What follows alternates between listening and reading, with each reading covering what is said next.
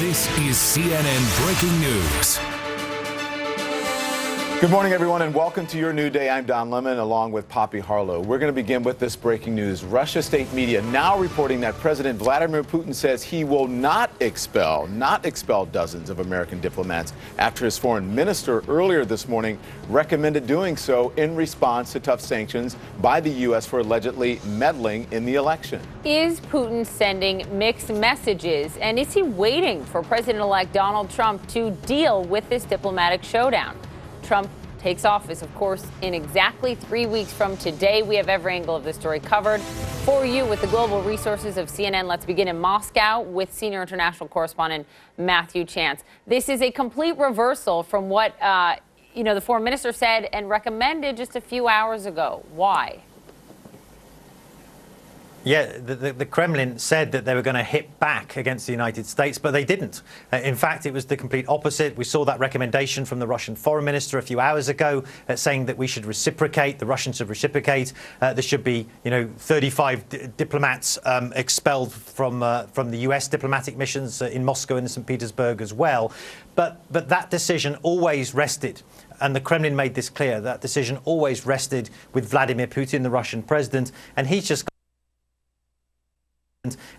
gone out on state media and said he's made a decision not to expel those U.S. diplomats. And he said that the restoration of ties between the United States and Russia will be dependent on Donald Trump's policies. So Vladimir Putin, mindful of the fact that in less than 3 weeks from now, Donald Trump will be the new president of the United States, and it's him that he believes he can do a deal with. It's him who believes that the relationship between Russia and the United States, which has been so badly strained over the past several years over various issues from Syria to Ukraine to NATO expansion, that relationship can be rebuilt. And as a step towards that, I suppose as a gesture towards Donald Trump, Vladimir Putin is saying he's not going to act on his foreign minister's advice. He's not going to respond in a tit-for-tat fashion towards the U.S. expulsion of Russian diplomats. He's just going to sit tight and see what Donald Trump does and hopefully build a relationship with that new administration. But not do it without some tough words for President Obama. Just looking at the statement in from the Kremlin and Vladimir Putin just to us now, ending it by saying, I pity President Obama and the administration for finishing their work this way. Then going on, Matthew, to inviting all children of American diplomats in Russia to the Kremlin for Christmas and saying congratulations to elected President Trump and the American people. All right, we'll keep following this. Matthew Chance, thank you so much. This announcement from Russia coming right on the heels of these tough sanctions against Russia announced yesterday by the Obama administration. This targets Russian intelligence agencies and the expulsion of dozens of suspected spies. U.S. officials say they were posing as diplomats. Our justice correspondent, Evan Perez, is live in Washington with more on that. Good morning, Evan. Good morning, Poppy. With only 3 weeks left in President Obama's administration, he is firing back at Russia for their alleged meddling in the U.S. election. 35 Russian diplomats now have less than 72 hours to leave the country. U.S. intelligence officials say that they were spies posing as diplomats. Their expulsion part of a massive crackdown by President Obama against Russia's alleged election cyber attacks. The White House retaliation also includes shutting down 2 Russian compounds located in Maryland and New York. What these individuals were doing were basically collecting intelligence. They were intelligence officers operating here and using these compounds for intelligence collection purposes. The U.S. sanctioning 9 Russian individuals and entities, including the Russian spy agency, the FSB, and the Russian military intelligence unit, the GRU. U.S. intelligence officials say the GRU ordered the attacks on the Democratic National Committee and other political groups under orders from the Kremlin. In a statement, President Obama says the cyber attacks could only have been directed by the highest levels of the Russian government. Obama and U.S. intelligence officials have implied that Russian President Vladimir Putin was directly involved in the hacks, in part to hurt Hillary Clinton's campaign. Obama warning, quote, all Americans should be alarmed by Russia's actions. The stiff sanctions drawing bipartisan praise. We cannot allow a foreign power to impact our elections. We're the United States of America, and you will not mess around with our election system. Speaker of the House, Paul Ryan, calling the sanctions overdue, as Republican Senators John McCain and Lindsey Graham vow to hit Russia harder, calling for even stronger sanctions. They need to name Putin as an individual in his inner circle, because nothing happens in Russia without his knowledge or approval. Meanwhile, the White House looking to take covert retaliation as well, saying, quote, "These actions are not the sum total of our response." The U.S. says it is ready for any response from Russia. The truth is that we enjoy the greatest capabilities of any country on earth. That's offensive and defensive.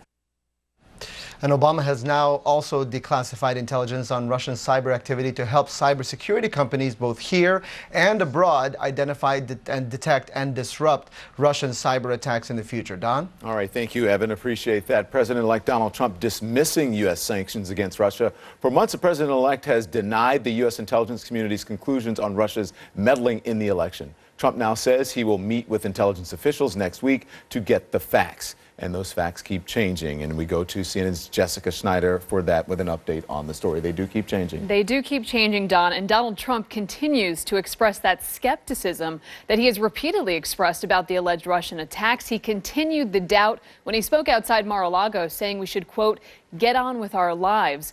And then Donald Trump issued this statement saying it's time for our country to move on to bigger and better things.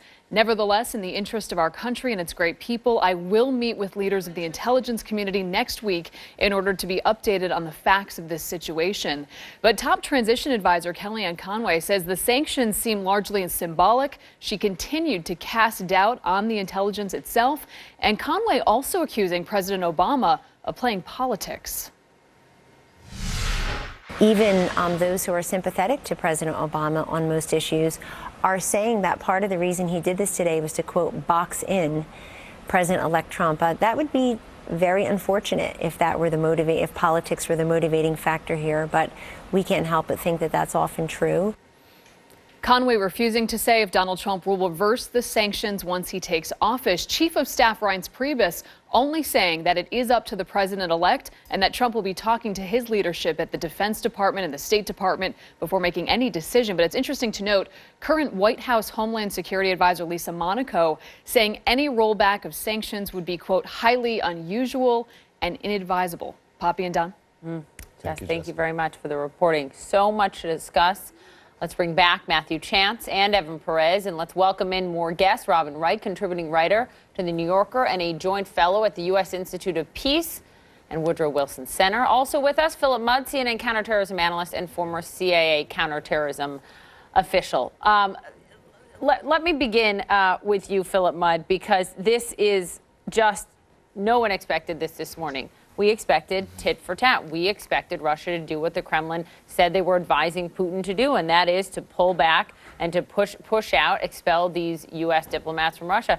Now Putin comes out with this statement saying he's not going to do that. He's going to defer any action until Trump takes over and not create problems for American diplomats. What do you make of this? Boy, this is remarkable. You can dismiss Vladimir Putin as sort of a tinpot thug.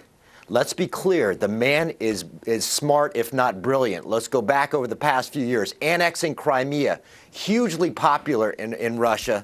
Putin's approval ratings in Russia hovering at or above 80%. Unthinkable for an American president to have ratings like that. When the Americans pull back from Syria, who moves in? The Russians. And now they've succeeded. Just over the past week, there's a ceasefire on Thursday night and potential peace talks brokered by who? The Russians, the Turks, the Iranians, the Americans not there. Now, finally, he looks like the good guy this week in refusing to cooperate in tit for tat. I think what's going on is he's setting the stage as President-elect Trump is trying to reach out to say, if you want to talk, you want to make America great again, I want to make Russia great again, let's sit down and talk. I think this is a brilliant move. Yeah, and listen, there have been some in the political world and also in the intelligence world who would say that these leaders, including Netanyahu and Putin, they're actually playing Donald Trump. This is a strategy of Donald Trump that they may not be so friendly towards him, but a strategy that they're using to their benefit to get what they want. And I have to ask you this, Robin. Isn't this the whole reason that President Obama and Bush before him refer to one president at a time, and any foreign policy decision or questions about it would be targeted to the person who was in office at the time and not the incoming person? Absolutely, and Vladimir Putin is clearly playing to a lame duck president, taking advantage, whether it's on the issue of cyber attacks or on Syria, in positioning himself for the next administration and building power, building his position. Phil Mudd's absolutely right. But this is also a very important juncture at which the Russians may not be taking action publicly on diplomats, expulsions, but you can bet they are doing a lot behind the scenes, just as the Americans are when it comes to cyber war. That the real action on this issue is playing out in ways that are not visible, that are they're going after each other's systems ever more, that there is likely to be an intensification of the cyber war.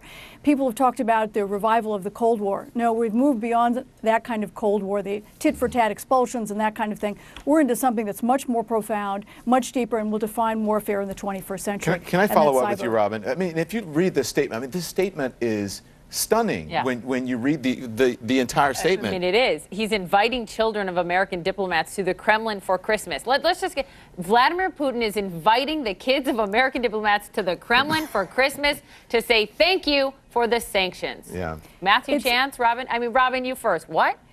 Well, that's absolutely a game. It's clearly a message directed at one person, and that's the President-elect of the United States. This is a way of saying we do want to engage and, you know, trying to put off the kind of tension, the cycle that might have been created and soured a relationship before it even started 3 weeks from now. So it's a very smart move, and it's a wait-and-see game. I think Putin has been very clever, and this will make it easier for Donald Trump to continue on his course. The question, of course, is what's going to happen among Republicans, because there is a deep sentiment on the Hill that the Russians must be punished further. And the debate in Washington will not be Democrats versus Republicans. It will play out largely among Republicans and what they want to do, and their very different visions about Russia.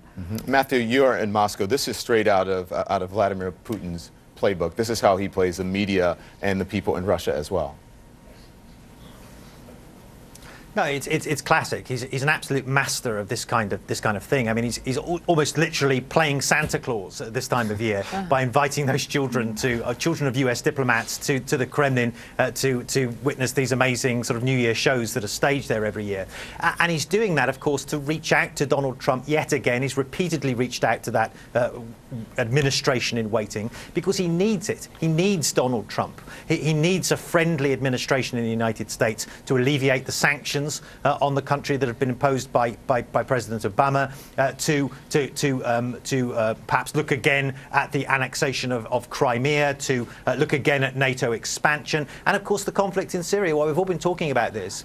Russia, along with its partner in Turkey and with others and with the Syrian government, have given Syria the best chance it's had in years of ending the devastating conflict there, and that would be in the favor, it would be an end in the favor of Russia, and he wants the United States administration of Donald Trump to be part of that as well. And so there's all of these issues that Vladimir Putin wants to do a deal with Trump on, and he doesn't want to, you know, kind of ambush that relationship before the administration's even begun. Evan, to be clear, three strained, if not adversarial, relationships with the current administration look quite rosy when it comes to the incoming administration. Within the last 24 hours, Bashar al-Assad in Syria, Benjamin Netanyahu in Israel, and Vladimir Putin in Russia have said glowing things about the president-elect and damning things about the sitting president. Well, that's right, and I think for the Obama administration, which has spent a lot of time in the last few years trying to figure out what to do about the Middle East, trying to get Israel and the Palestinians to the table, trying to figure out what to do about Syria, and having seen what happened in Libya and the intervention there, trying to not repeat those mistakes. I think one of the things that's been frankly frustrating for them is to see them coming out, frankly, looking so badly on all these fronts. But I'll say one last thing about what Vladimir Putin is doing here. We're now going into the third presidential administration in which he basically gets to start over. If you remember, George W. Bush said that he looked into his eyes and saw his soul, and then at the end of that administration, you know, he had invaded Georgia and taken territory, and that relationship soured. Barack Obama tried to reset the relationship. We see where that has ended, and now Vladimir Putin sees, he's kind of come out ahead in both, administrations, 16 years of relationships with American presidents. He can now, start over again with Donald Trump, and we'll see what he can win out at the end of that period. I think that's why you see the intelligence community, the Defense Department, the Pentagon, the law enforcement community in the United States is very skeptical of the Russians and their intentions here. Except, Philip Mudd, Russia hasn't come out ahead really over the last 16 years when it comes to their economy. I mean, the sanctions that the U.S. and Europe have slapped on them, Phil Mudd, have really hurt them. There's a lot of bluster and verbiage and whatever you want to call it from Putin, but it actually hasn't benefited the Russian people. I think that's right. You got to look at this two ways. First, as you're suggesting, there's an economic piece of this. Sanctions might have actually impelled Vladimir Putin, who has to at least think at some level about his domestic constituency, to move forward to try to develop a new relationship. But let's move beyond that and say, are we going to see, because of these Russian moves, Putin's moves, some removal of sanctions? You heard Robin Wright rightly point out that the Congress itself has said there has to be some sort of measure, additional measures as a result of tampering the election. So it's not just the president-elect who makes decisions about Putin, it's the Congress who I think will put another foot down.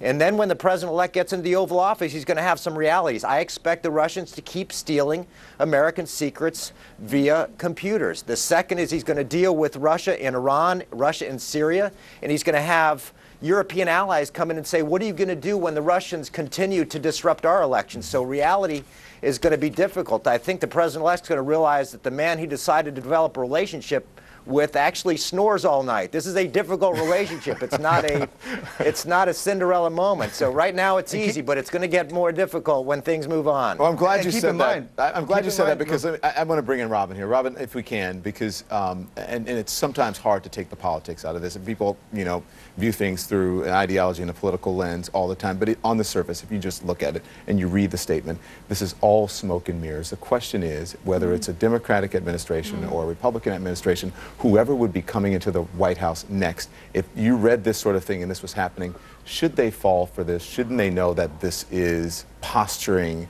on the part of these dictators? Of course. And the big question is going to be when Congress moves to impose more sanctions or take action and legislates on this, will President Trump veto it? And this is where the rubber hits the road for a new administration, when you see that tension play out over Russia. And that's why Vladimir Putin is taking these incredible steps. His invitation is what looks like he's not responding, even though we know he will be taking actions against us behind the scenes. So this is going to be a tough moment, and it'll also be interesting to see what President-elect Trump says after his briefings next week from the intelligence community about just how deep these penetrations, the intelligence penetrations, the cyber attacks have gone. He can't but help but worry about what happens to future American elections. All right, guys, thank you very much. Fascinating conversation, fascinating developments in just the past hour. Thank you all very much. Have a wonderful New Year. Yeah, several world leaders embroiled in a diplomatic showdown or diplomatic showdowns with the outgoing Obama administration. They say they are waiting for President-elect Donald Trump to make their next move. How will Trump handle these leaders? We're going to ask a member of his transition team next.